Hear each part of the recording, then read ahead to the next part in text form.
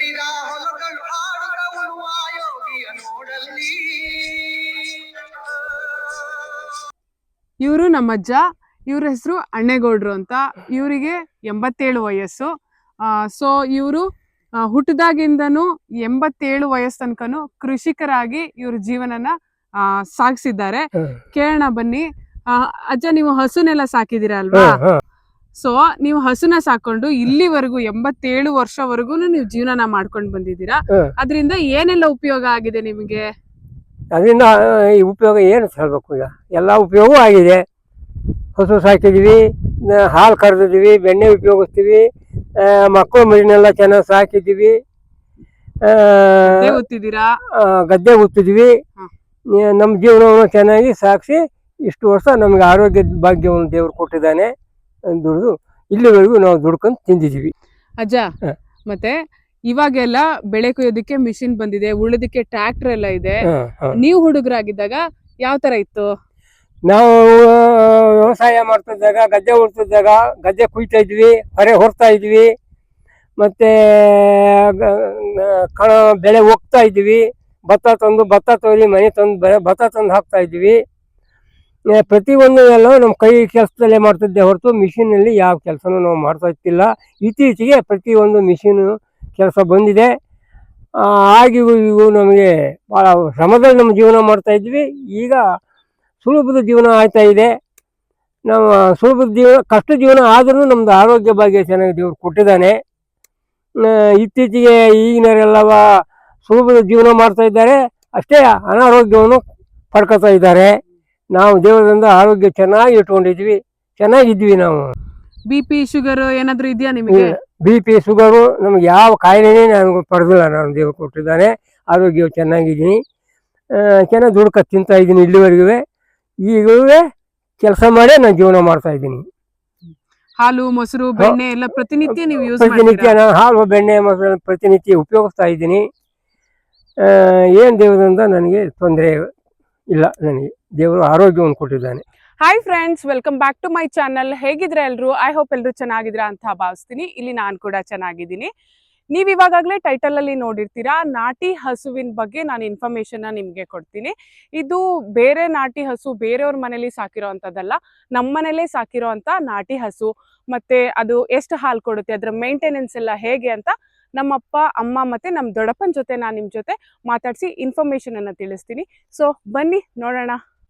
ಅಮ್ಮ, ಹಸುನ ಕಾಮಧೇನು ಮತ್ತೆ ಗೋಮಾತೆ ಅಂತ ಯಾಕೆ ಕರೀತಾರೆ?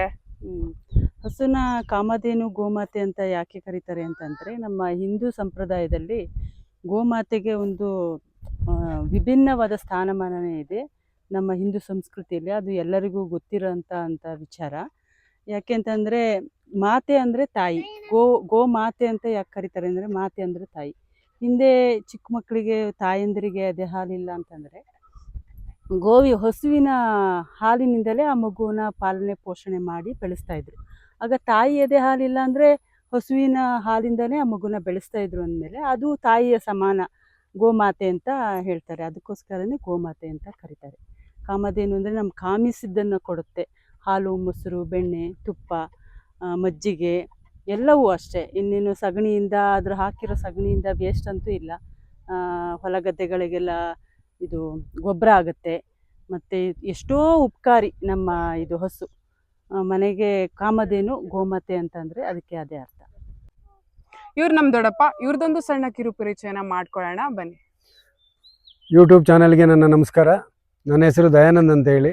ಮಲೆನಾಡಿನ ಸಕಲೇಶಪುರ ತಾಲೂಕು ಮಂಜೂರು ಗ್ರಾಮದಲ್ಲಿ ನಾನು ಕೃಷಿ ಮಾಡಿಕೊಂಡು ಒಂದು ಸಾವಯವ ಕೃಷಿಗೆ ಉತ್ತೇಜನ ಕೊಡಬೇಕು ಅಂತ ಹೇಳಿ ನಾನು ಇಲ್ಲಿ ಕೃಷಿ ಮಾಡ್ತಾ ಇದ್ದೇನೆ. ಇವರು ನಮ್ಮಪ್ಪ. ಇವ್ರದೊಂದು ಸಣ್ಣ ಕಿರು ಪರಿಚಯನ ಮಾಡ್ಕೊಳ್ಳೋಣ ಬನ್ನಿ.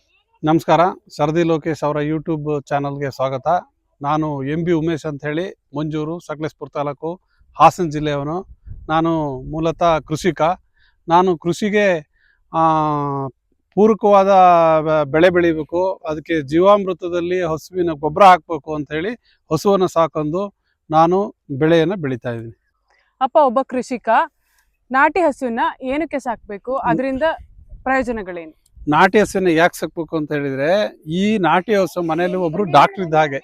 ಈ ನಾಟಿ ಹಸು ಹಾಲು ಕೊಡೋದ್ರ ಜೊತೆಗೆ ನಮಗೆ ಸಗಣಿಯನ್ನು ಕೊಡುತ್ತೆ, ಗೋಮೂತ್ರ ಕೊಡುತ್ತೆ. ಅದರಲ್ಲಿ ನಾವು ಕೃಷಿಯನ್ನು ಚೆನ್ನಾಗಿ ಬೆಳಿಬೋದು, ಉತ್ಕೃಷ್ಟವಾದ ಬೆಳೆ ಬೆಳಿಬೋದು, ಮನೆಯಲ್ಲಿ ಒಳ್ಳೆ ಹಾಲು ಮೊಸರು ಬೆಣ್ಣೆಯನ್ನು ಉಪಯೋಗಿಸ್ಬೋದು. ಈ ನಾಟಿ ಹಸು ಏನು ಅಂತ ಹೇಳಿದರೆ, ಈ ನಾಟಿ ಹಸು ಮನೆ ಬಳಕೆಗೆ ಮಾತ್ರ ಪೂರಕವಾಗಿರುತ್ತೆ. ಜರ್ಸಿ HFಗಳು ನಮಗೆ ಜಾಸ್ತಿ ಹಾಲು ಕೊಡೋದ್ರಿಂದ ಅದು ಮೇಂಟೆನೆನ್ಸು ಸ್ವಲ್ಪ ಕಾಸ್ಟ್ಲಿ. ನಾಟಿ ಹಸು 1.5-2 ಲೀಟ್ರ್ ಹಾಲು ಕೊಟ್ಟೋದ್ರಿಂದ A2 ಮಿಲ್ಕು ತುಂಬ ಉತ್ಕೃಷ್ಟವಾದ ಹಾಲು, ಅದರಲ್ಲಿ ಒಳ್ಳೆ ಆಯುರ್ವೇದಿಕ್ ಅಂಶ ಇರುತ್ತೆ. ಇದಕ್ಕೆ ನಾವು ಯಾವುದೇ ಫೀಡು, ಹಿಂಡಿ ಮತ್ತು ಬೇರೆ ಯಾವ ಥರದ್ದು ನಾವು ಇದಕ್ಕೆ ಉಪಯೋಗಿಸಲ್ಲ. ಇದು ನ್ಯಾಚುರಲ್ ಆಗಿ ಹುಲ್ ಮೇಯುತ್ತೆ, ನಮಗೆ ಹಾಲು ಕೊಡುತ್ತೆ, ಉತ್ಕೃಷ್ಟವಾದ ಹಾಲು ಕೊಡುತ್ತೆ. ದೊಡ್ಡಪ್ಪ, ನೀವು ಕೃಷಿಕರಾಗಿರೋದ್ರಿಂದ ರಾಸಾಯನಿಕ ಗೊಬ್ಬರವನ್ನ ಯೂಸ್ ಮಾಡೋದು ಸೂಕ್ತನಾ ಅಥವಾ ಸಾವಯವ ಗೊಬ್ಬರವನ್ನ ಯೂಸ್ ಮಾಡೋದು ಸೂಕ್ತನಾ ಅಂತ ಹೇಳಿ. ಇವತ್ತಿನ ದಿನಗಳಲ್ಲಿ ಪ್ರತಿಯೊಬ್ಬ ರೈತ ಏನು ಮಾಡ್ತಿದ್ದಾನೆ ಅಂತಂದರೆ, ಬೇಗ ಹಣ ಗಳಿಸ್ಬೇಕು ಅಂತೇಳಿ ರಾಸಾಯನಿಕ ಗೊಬ್ಬರಕ್ಕೆ ಮೊರೆ ಹೋಗ್ತಾ ಇದ್ದಾನೆ. ಅದು ನನ್ನ ಪ್ರಕಾರ ಅದು ಸೂಕ್ತವಾದಂಥದ್ದಲ್ಲ. ನಾವು ಇವತ್ತು ರಾಸಾಯನಿಕ ಗೊಬ್ಬರ ಉಪಯೋಗಿಸೋದ್ರಿಂದ ಎರೆಹುಳುಗಳು ನಾಶ ಆಗ್ತಿದ್ದಾವೆ. ಎರೆಹುಳುಗಳೇ ನಮಗೆ ರೈತನ ಬೆನ್ನೆಲುಬು. ಅದನ್ನೇ ನಾವು ನಾಶ ಮಾಡ್ತಾ ಇದ್ವಿ.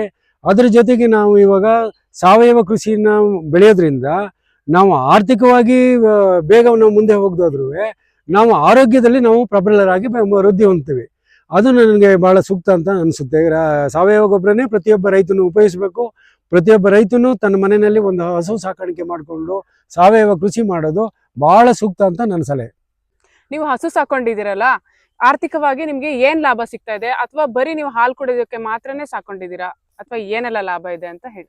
ನಮಗೆ ನಾವು ಕೃಷಿಕರಾದ್ರಿಂದ ನಾವು ಫ್ರೀ ಟೈಮಲ್ಲಿ ಹಸುವನ್ನು ಮೇಯಿಸ್ಕೊಂಡಿರ್ತೀವಿ. ನಮಗೆ ಮನೆಗೆ ಹಾಲಿನ ಜೊತೆ ಆರ್ಥಿಕತೆಯು ಸಹಾಯವಾಗುತ್ತೆ. ಇಂಟ್ರೆಸ್ಟಾಗಿ ಸಾಕಿದರೆ, ಈಗ ನಾನು ಇದಕ್ಕೆ 6 ಮಂತ್ ಹಿಂದೆ ನಾನು ಇದಕ್ಕೆ 25,000 ಕೊಟ್ಟಿದ್ದೆ. ಈಗ ಇದು 3 ಮಂತ್ಸ್ ಕನ್ಸ್ಯೂವ್ ಆಗಿದೆ.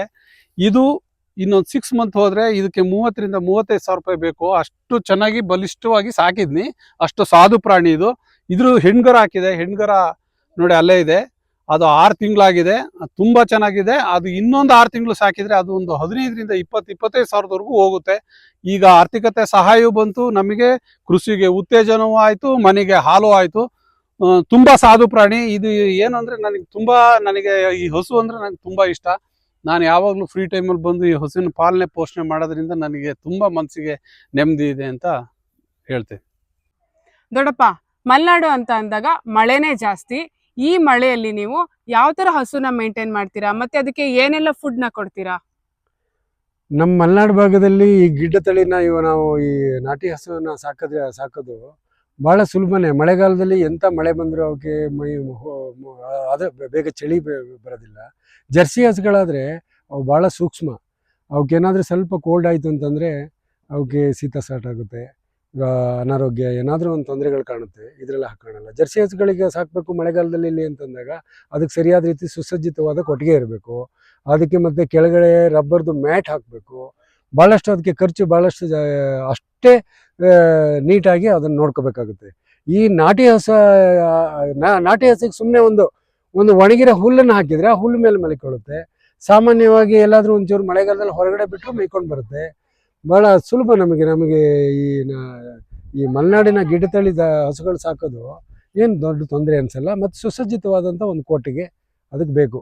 ಗಾಳಿ ಮತ್ತು ಗಾಳಿ ಬೀಸದಂಗೆ ಅದಕ್ಕೆ ಒಂದು ಕೊಟ್ಟಿಗೆ ವ್ಯವಸ್ಥೆ ಇದ್ರೆ ಸಾಕು, ಆರಾಮಾಗಿ ಸಾಕ್ಬೋದು. ಅಪ್ಪ, ನಾಟಿ ಹಸುನ ನೀವು ಸಾಕ್ತಾ ಇದ್ದೀರಲ್ವಾ, ಇದಕ್ಕೋಸ್ಕರನೇ ಟೈಮ್ ಕೊಡ್ತಾ ಇದ್ದೀರಾ ಅಥವಾ ನೀವು ಫ್ರೀ ಟೈಮಲ್ಲಿ ಹಸುನ ಸಾಕ್ತಾ ಇದ್ದೀರಾ?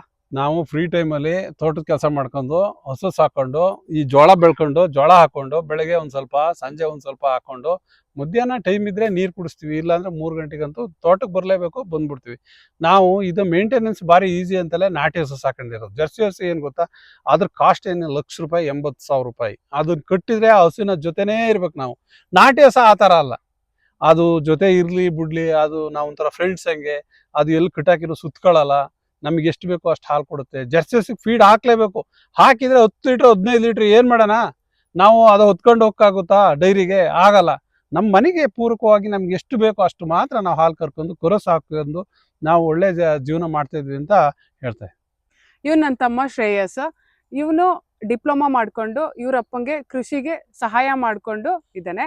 ಅಪ್ಪ, ನೀವು ಮಲೆನಾಡು ಹಸುವಿನ ಸಾಕೊಂಡಿದ್ದೀರಲ್ವಾ, ಮತ್ತೆ HF ಹಸುವಿನ ಸಾಕಿಲ್ಲ. ಯಾಕೆ ಸಾಕಿಲ್ಲ, ಮತ್ತೆ ಅದ್ರ ಹಾಲಿನ ವ್ಯತ್ಯಾಸ ಏನು? ನಾಟಿ ಹಸು ಏನು ಗೊತ್ತಾ, ನಮಗೆ ಈ ತೋಟದಲ್ಲಿರುವ ಹುಲ್ಲು ಮತ್ತು ಜೋಳ ತಿಂದು ಉತ್ಕೃಷ್ಟವಾದ ಹಾಲು ಕೊಡುತ್ತೆ. A2 ಮಿಲ್ಕ್ ಅಂತಾರೆ.